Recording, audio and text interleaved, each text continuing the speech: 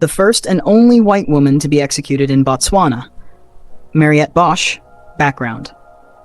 Mariette Sonjaleen Bosch was born in 1950 in South Africa to an affluent Afrikaner family. She married Justin Bosch, and in the early 1990s the couple moved to Gaborone, Botswana, seeking safety and prosperity in the country's booming economy. Settling in the high-end Phakalane suburb, known as Little Sandton, Bosch became active in Botswana's Dutch Reformed Church and cultivated close friendships with Maria Magdalene, Ria Wolmarans, and Ria's husband Marthinus, Tienie Wolmarans. Bosch had 3 children and appeared to enjoy a comfortable expatriate life.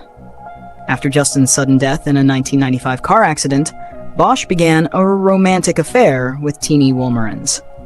By mid-1996, she was pressuring Tienie, who had previously separated and reunited with his wife, to divorce Ria so Bosch could marry him.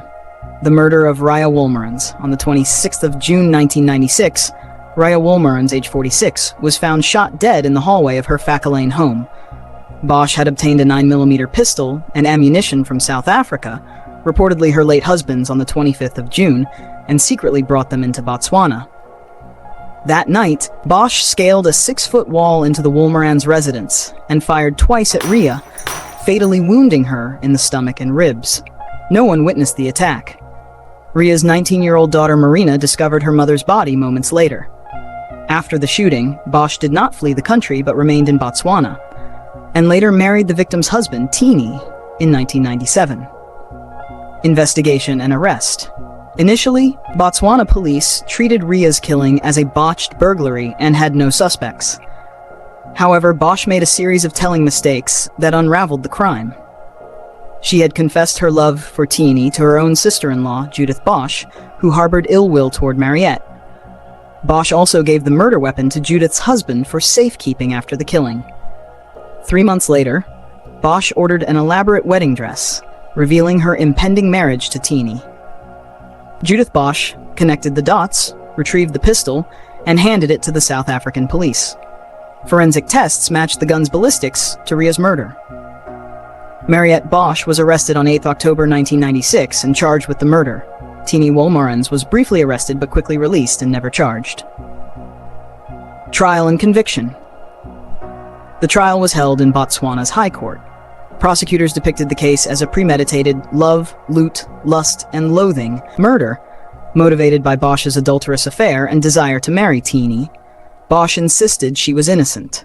She claimed she had delivered the pistol to a Mr. Henny Coetzee, a company manager, and that Coetzee had shot Ria to hide financial fraud.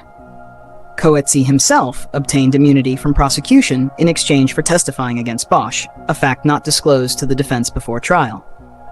The trial judge, Isaac Aboagi, rejected Bosch's defense and found the circumstantial evidence overwhelming.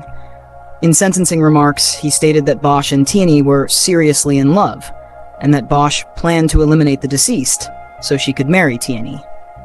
On the 13th of December 1999, Bosch was convicted of murder, and under Botswana law, the mandatory sentence was death by hanging. Appeals and clemency efforts.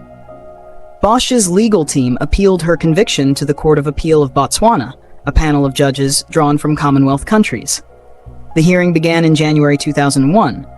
On the 30th of January 2001, the appeal court rejected Bosch's arguments and upheld the guilty verdict. The judges noted Bosch's story of being framed was implausible and emphasized that the murder was carefully planned by Bosch. With the appeal denied, Bosch's lawyers sought clemency from President Festus Mogae, as provided under Botswana's constitution. They also filed a petition with the African Commission on Human and People's Rights, alleging trial irregularities. The commission granted a stay of execution on the 27th of March 2001, pending its review, but Botswana authorities proceeded with the execution a few days later. Execution. Mariette Bosch was executed by hanging at Gaborone Central Prison on the 31st of March 2001. The execution was carried out at about 5:30 a.m. in secrecy. Family members, including Bosch's husband and children and her lawyers, were not informed beforehand. In fact, the prison told Tienie Wolmarans that a routine inspection was underway when he arrived on Friday for a scheduled visit. He only learned of Bosch's execution on Sunday, when authorities informed him she had already been hanged. Bosch was the first white person and only the fourth woman ever to be put to death in Botswana since independence.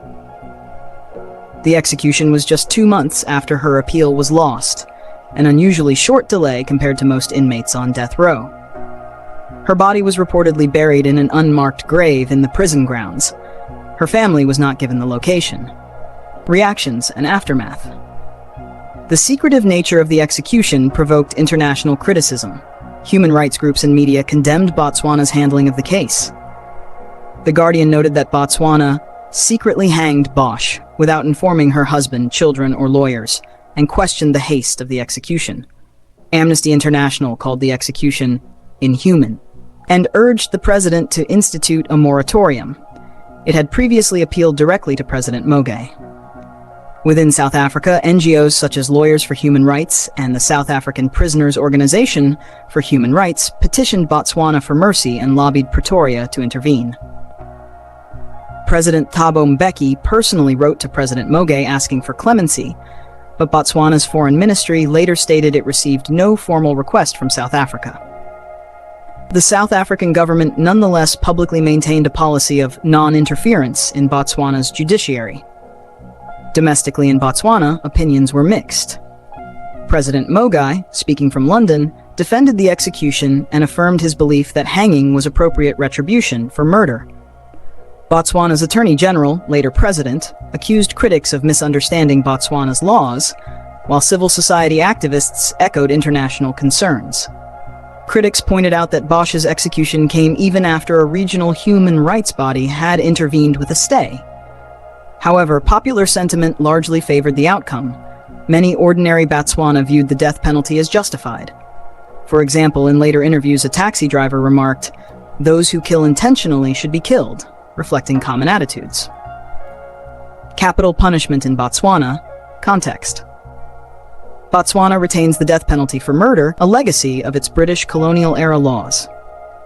Hanging is the prescribed sentence for aggravated murder. Since independence in 1966, Botswana has carried out dozens of executions, about 33 by 2000, averaging roughly 1 execution per year. The judiciary's death sentences automatically go to appeal, and only a single known case of presidential commutation had ever occurred. Under President Mogae and his predecessors, Botswana defended capital punishment as a deterrent and form of justice. At the time of Bosch's case, Botswana was one of the few sub-Saharan countries still actively enforcing death sentences. By 2020, Amnesty noted Botswana was virtually alone in the region, one of only 3 African nations, along with Somalia and South Sudan, to carry out executions, and indeed the only country in the Southern African Development Community doing so. Botswana's president and ruling party enjoyed broad support for retaining the death penalty, a stance echoed by the 2001 Justice Minister who said clemency requests should be approached with caution. Civil society groups like Ditshwenelo, the Botswana Center for Human Rights, campaigned publicly against the death penalty, arguing it violated modern human rights norms. These advocates pointed out that over 40 African countries had abolished execution and called on Botswana to follow suit. However, opinion polls as late as 2024 show that a large majority of Botswana still favor the death penalty. In sum, Bosch's case played out against a backdrop of a nation firmly committed to capital punishment, even as external pressure for reform was growing. From a Pan-African perspective, the Mariette Bosch case highlights themes of justice, sovereignty, and legal independence in post-colonial Africa. Botswana's insistence on carrying out the execution, despite intense international pressure, can be seen as an assertion of African self-determination. Observers note that Botswana has long been viewed as one of the most stable democracies in Africa, with strong adherence to its institutions and laws.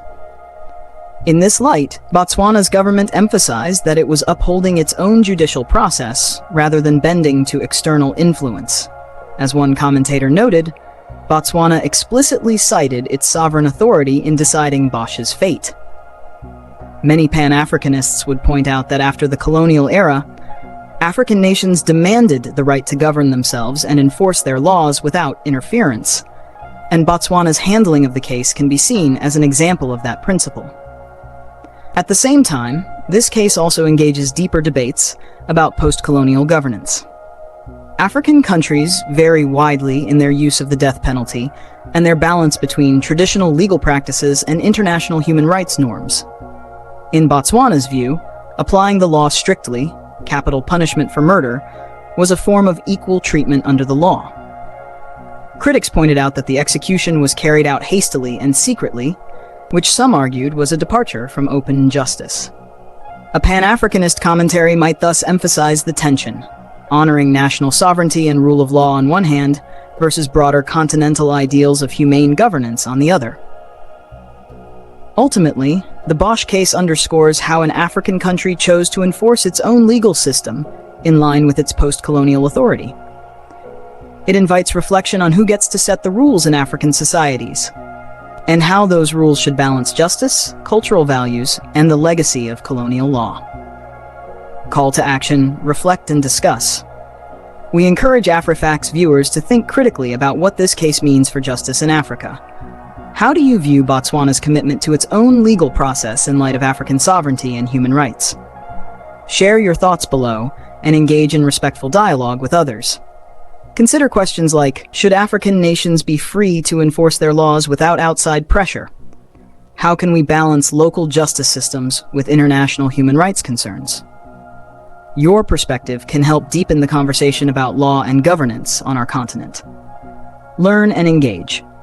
Capital punishment and legal sovereignty are complex topics.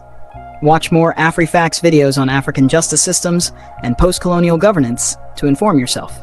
Share this video with friends or on social media, and use hashtags like African Justice and AfriFacts to spark further discussion. By educating ourselves and opening dialogue, we can better understand how African countries can uphold both the rule of law and the values of self-determination. Let's keep the conversation constructive and focused on building better justice in Africa.